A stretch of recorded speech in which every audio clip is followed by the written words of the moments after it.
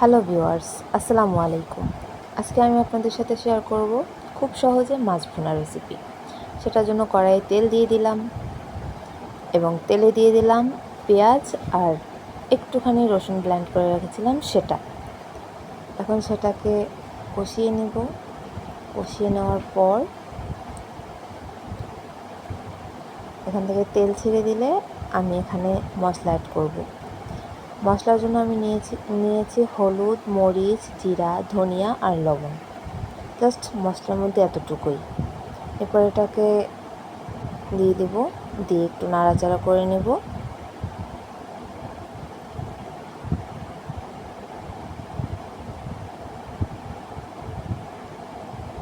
তারপর মশলাটা থেকে তেল ছাড়লে মশলাটাকে কষাবো।